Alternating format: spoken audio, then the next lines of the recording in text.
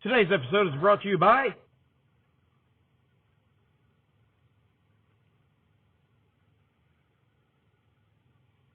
Gamma Irradiated Greenies. It's the only cereal with a lifetime guarantee. Gamma Irradiated Greenies, the only cereal with a lifetime guarantee. We guarantee, for as long as you live, it won't kill you.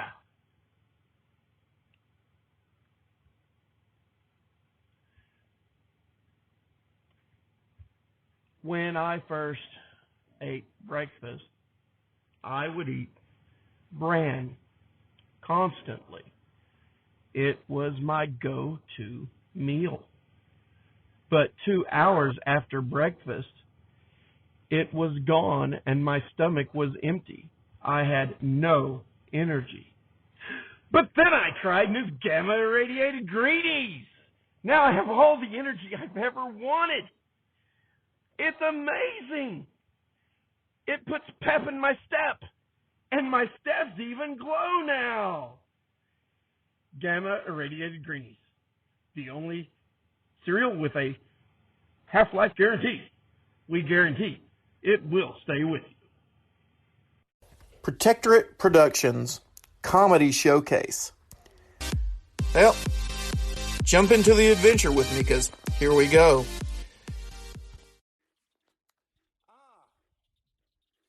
The glorious out of doors. I see a wild creature out here. I think it's a... Oh, crud. Oh, man. It's a bat free. Guys, listen to this sketch by John Bell. I've got to hide. Hold on. Bells in the Bat Free, John Bell's show, can be found at thebatfree.com, on the Mutual Audio Network, and finer podcast sites. Oh, jeepers. I hate mowing the lawn over and over and over again. Phew, if only there was a way to make the grass stop growing. Now there is!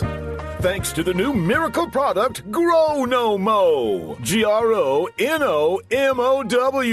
We have obtained a sizable amount of government surplus Agent O that you can use to stop your grass from growing again. Ever! Here's how it works.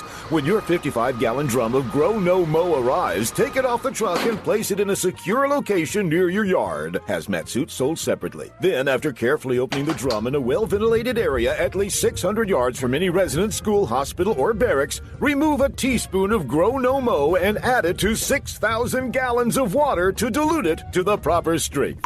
Then spray that solution on your yard. You'll notice a change immediately. You're through with mowing. And in 6 to 10 short months, you can once again go out in your yard to play or sit.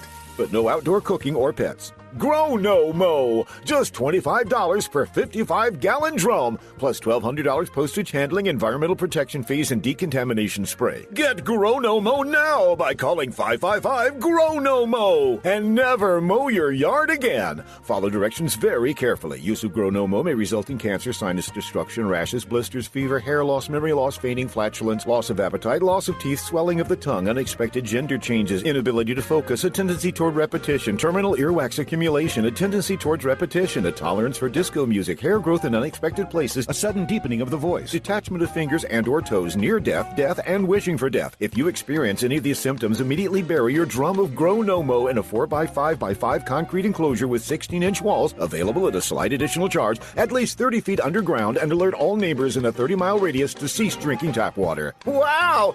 Thank you! Grow No Mow. Hey, gotta check out Mike Williams. Here he is. Once you listen to him, then go over to Mike Williams Comedy over on YouTube. I got in trouble a couple months ago. I was doing a program. It was in an all-Catholic group right here where you guys are. There were 3 priests. They were sitting with me for the dinner time. Now, the one on my right was the old priest, this Irish priest, right? And he still had the robe when he talked like that. And if you come from a Catholic background, anybody at all? One of you. Beautiful. This is, I really targeted my audience tonight. Woo! Good North Star percent. Okay. I can tell the Irish priest was a little uncomfortable with some of the jokes I did. Probably some of the jokes tonight would have made him a little bit uncomfortable. Because he would just kind of sit there and maybe do like that right there. And after I did my program, I sat back down between both priests right there. The Irish priest leaned over to me. He said, "Aye, son," he said, "some of that stuff made you a little uncomfortable. I'm going to have to give you 3 Hail Marys for what you said tonight." And I said, "Well, I'm sorry." The Dominican priest leaned over. He goes, "I thought they were hilarious. I'm taking 2 of them away." And so, apparently you can find a discount priest. I did not know that. So, if you ever go back, get a discount. Honey, this toilet paper is so soft. I know, but I need to warn you. Warn me? Ha! It's so luxurious. Yes, but you really shouldn't. Oh, yes, I should. Did you know that Noah's brand toilet paper is the world's first and only 22-ply toilet paper? Yes, dear, but it makes using the bathroom a breeze. That's true enough, as long as you don't... Oh, that's disgusting! Noah's brand toilet paper. So soft, so luxurious. Just don't flush, or there'll be another flood.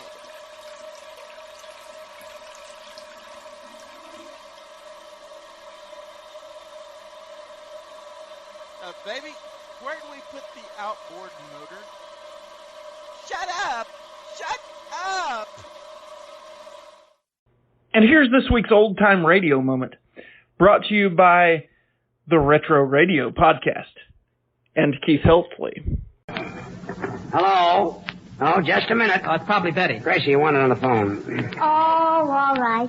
I wish all those handsome men wouldn't call me up in front of Mr. Douglas. It's embarrassing. Will you answer the phone? Oh, hello. This is Gracie Allen speaking. And I can't go out with you tonight because maybe I've got a date with Mr. Douglas. Yes, maybe not. What? You say you've known me longer than Mr. Douglas? Well, that's funny. I don't recognize your voice. Gracie, will you... Please, Judge. What? You say you've known me ever since I was a little girl? Well, spell your name, please. Oh, now I remember. Hello, Mother. Mother? Well, I'm really surprised she could spell her name. How are you, Mother? Really? Oh, poor Unky. How's Daddy, Mother? He is? Oh, poor Unky. How's my little nephew? Yeah? Oh, poor Unky. How's Unky, Mother? Look, Gracie, will you break this up? Mother, will you give Unky this message for me? Here it is. Goodbye. Well, that's a smart message. Gracie, what's the matter with your uncle? Well, Judge, you know where Unky's right leg used to be.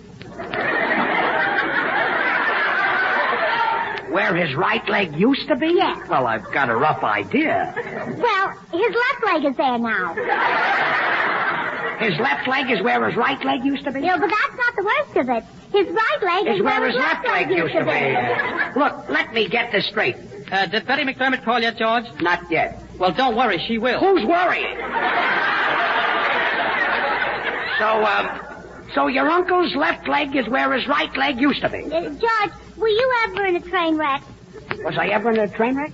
Why, no. Oh, that's a shame. What are you doing tonight? Gracie, was your uncle in a train wreck? Well, not exactly. You see, they called me from the receiving hospital and said, "We've got a man here who says he's your uncle." So I said, "Congratulations, boy or girl." And Wait a he minute. said... Just a minute. Look, Gracie, how did your uncle get into this receiving hospital? What happened? Well, am I telling you what happened, or are you asking me? You're telling me. Well, all right, don't act like I'm doing it. Now, look, let's start from the beginning. All right.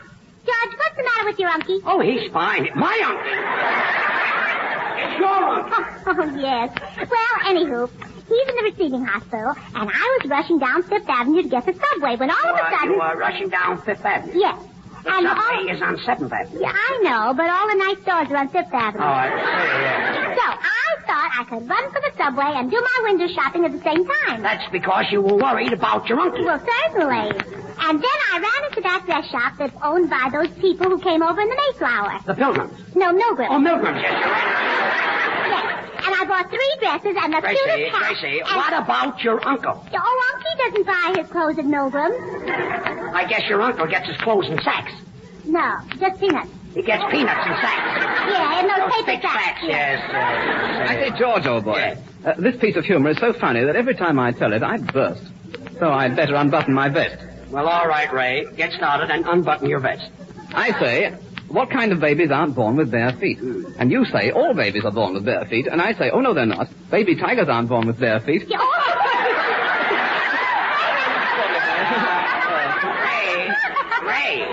Ray, you can button your vest. Oh, righto. Betty McDermott hasn't called yet, Not George? yet, Frank, not yet. Well, I hope she gets here before I leave. You know, the kid's had enough tough breaks as it is. Gracie, your uncle is in the receiving hospital, remember? Oh, yes. So, I finally got to the hospital and my heart was pounding. So I ran... Well, just listen to it. It's still pounding. So Quiet, there's somebody at the door. Come in. Good evening. I'm looking for Miss Gracie Allen. Gracie Allen. Am I a short girl with pretty Look, black hair and baby blue eyes? mister, what can we do for you? Well, I dabble in surrealism. My name is Charles Wentworth Spencer Lawrence, artist, critic, and bohemian. Well, how do? And I'm Flatfoot Fuji with a fly flaw. How do? Miss Allen, I've been admiring your surrealistic paintings in the Julian Levy Gallery. Well, who hasn't? Miss Allen, would you mind telling me how you got your inspiration for that painting of yours called The Love Life of an Hors d'oeuvre? The love life of an hors d'oeuvre? Oh, that's the one I painted with my daddy's shaving brush. Well, it looks it. Oh, but I'll never be able to paint another one like that. Why not? Well, on account of my daddy is using an electric razor now. Well, that's a pity. I say, George, what do you think of this one? I say, I went to see a play last night, and then you say, on borrowed time. Then I say, no, on borrowed money. Ray, you can button your vest again. Oh, rather, yes. Miss Allen, I'm here to invite you to an exhibition next week at the Boston Art Institute. They're hanging one of my paintings. Oh, thank you. And you must come to Alcatraz. They're hanging one of my brothers. Goodbye. Everything happens to me. Betty McDermott hasn't... No, not yet, Frank, not yet. Well, anywho, George, my uncle's left leg is where his right leg used to be. And his right leg... You know, you remind me of a package of Chesterfield. You mean because I satisfy? No, because you never dry up either. I don't get it. You don't. Well, get this. I don't want to hear any more about your uncle. Oh, but I do, George. Gracie's aroused my curiosity. Oh, Mr. Douglas, have I really?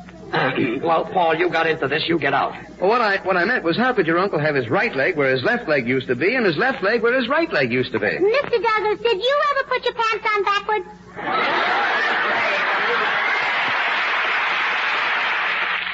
Have a good day, and remember, laughter, it's a really good medicine.